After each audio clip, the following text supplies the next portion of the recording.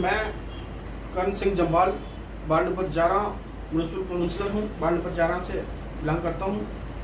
आज से लगभग 12 जुलाई को हमने म्यूनसिपल काउंसिल के प्रेसिडेंट श्री नरेश शर्मा और वाइस प्रेसिडेंट रेखा कुमारी के खिलाफ हमारे पार्षदों ने, हमारे लगभग 12 पार्षदों ने नो कॉन्फिडेंस मोशन पेश किया था।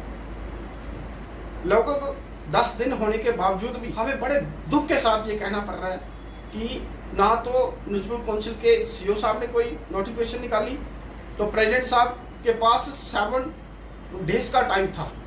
7 दिन तो उनके भी बीत चुके हैं, उन्होंने तो निकालनी नहीं थी, क्योंकि उनका बिहेवियर, उनका एटीट्यूड, उनका काम करने का तरीका वो सारा का सारा बेकार है। उन्होंने 2.5 साल के अंदर जो कार्य किया वो सारा का सारा अनफिट था। सारे काउंसिलर उनके खिलाफ थे।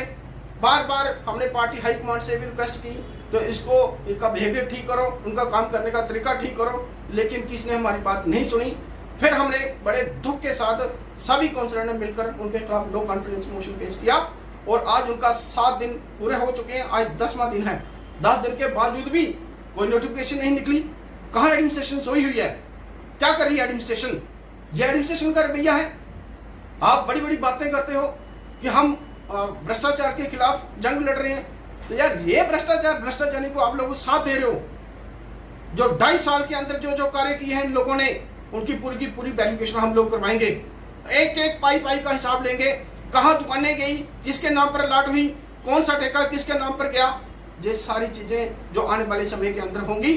और ये लोग जो काउंसिलर को खरीदने की बातें कर रहे हैं, आप जितना जोर लगाना है लगा लो। ये 12 के 12 काउंसिलर जो है कभी बिकने वाले नहीं है। आपने बहुत सारे आरोप इनके ऊपर लगाए, इनके कैरेक्टर को खराब करने की कोशिश की। आज उनको लेने के देने पड़ रहे हैं। आज मारे हर काउंसिलर के चौराहे पर फिर रहे हैं और उनको हाथ ट्रेडिंग का मौका दे रहे हैं। हम एडमिनिस्ट्रेशन, इस प्रकार की एडमिनिस्ट्रेशन होती है? ये कार्य करने का उनका तरीका है। इसको मैं कंडेम करता हूँ, इस एडमिनिस्ट्रेशन को, और वार्न करता हूँ अगर कल तक आपने नोटिफिकेशन नहीं निकाली तो पूरा कठुआ, पूरे 12 के 12 और बाढ़ के लोग जो हैं आपका घेराव करेंगे। 21 अप्रैल 2021 में जो गवर्नमेंट की तरफ से बाय लॉस नई डायरेक्शन जो आई है, उसमें 7 डेज का टाइम जो है हमारे म्यूनसिपल काउंसिल के प्रेसिडेंट के पास था, लेकिन म्यूनसिपल काउंसिल का सीईओ जो है वो 10 दिन का टाइम दे रहा है। आपने, किसने आपको बनाया सीईओ? आपने लॉ पढ़े नहीं है? न्यू अमेंडमेंट जो है उसको पढ़ा नहीं है आपने? किसके लिए आप कुर्सी पर बैठे हो? आप भी भ्रष्टाचारियों का साथ दे रहे हो अभी। लेकिन 12 के 12 काउंसिलर जो है, मैं एक बात फिर से कहना चाहूंगा, आप जितना जोर लगा लो, आप जितने उनके घरों के अंदर फिर लो, लेकिन आपको कोई भी काउंसिलर झुकने वाला नहीं है। और जो भी प्रेसिडेंट बनेगा और वाइस प्रेसिडेंट बनेगा, और इन 12 में से बनेगा, 12 में से वाइस प्रेसिडेंट बनेगा और 12 में से प्रेसिडेंट बनेगा। मैं Ravindra Pathania, municipal councillor ward number 20 Kathua. मैं इसमें ये कहना चाहूँगा कि कहीं ना कहीं गवर्नमेंट का जो सरकारी तंत्र है वो ऐसे लोगों को कहीं ना कहीं उसको शय देने की कोशिश करता है। जिस प्रकार से करण सिंह जी ने बताया कि 11 जुलाई को हम 12 काउंसलर्स ने मिलकर यहाँ के प्रधान और उप प्रधान के खिलाफ नो कॉन्फिडेंस मोशन, अविश्वास प्रस्ताव जो था वो सौंपा था माननीय डिप्टी कमिश्नर कठुआ और chief executive officer municipal council Kathua दोनों को। 13 तारीख को एक चिट्ठी निकलती है chief executive officer municipal council Kathua की ओर से, जिसमें प्रधान को 10 दिन का टाइम दिया जाता है एक स्पेशल मीटिंग कॉल करने का, कि वो स्पेशल मीटिंग कॉल करें और उसमें फ्लो टेस्ट जो है वो किया जाए। और जिस प्रकार से हमने सुना था कि वो 10 दिन बीत जाने के बाद जो है वो डिप्टी कमिश्नर कठुआ या चीफ एग्जीक्यूटिव ऑफिसर जो है वो मीटिंग कॉल करता है और उसमें फ्लो टेस्ट होता है। लेकिन मैं आपके माध्यम से एक बात बताना चाहता हूँ कठुआ के लोगों को और कठुआ के एडमिनिस्ट्रेशन को भी। 1 अक्टूबर 2020 में माननीय उच्च न्यायालय हाई कोर्ट जम्मू कश्मीर में एक रिट पिटीशन दायर की गई थी, जब किसी के खिलाफ अविश्वास प्रस्ताव इसी प्रकार से आया था।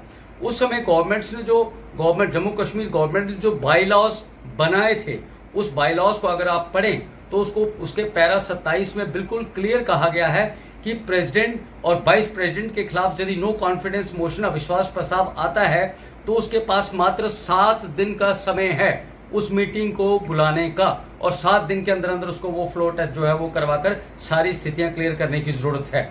वो 7 दिन बीत जाने के बाद 3 दिन का समय chief executive officer municipal council Kathua के पास होता है। मैं बड़े शर्म की बात है और मैं आपको बताना चाहूंगा कि आज लगभग 10 दिन बीत जाने के बाद हमारे साथी लगातार कहते रहे कि हॉर्स ट्रेडिंग जो है वो कहीं ना कहीं करने की कोशिश की जा रही है, काउंसलर्स को धमकाया जा रहा है, काउंसलर्स के घर वालों के साथ लगातार संपर्क साधने का प्रयास किया जा रहा है। लेकिन इससे सीधा सीधा ये निकलता है कि कहीं ना कहीं जो एडमिनिस्ट्रेशन है वो खुद चाहती है कि इसको लटकाया जाए, जबकि बाई लॉज ये कहते हैं।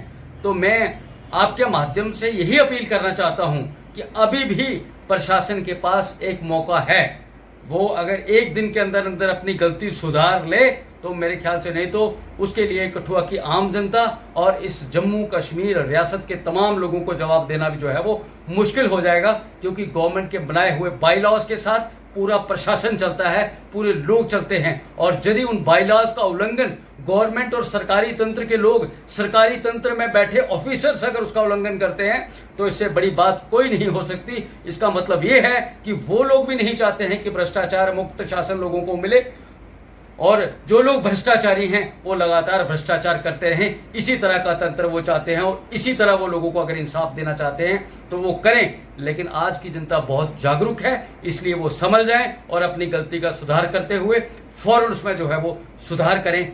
शुक्रिया। जय हिंद।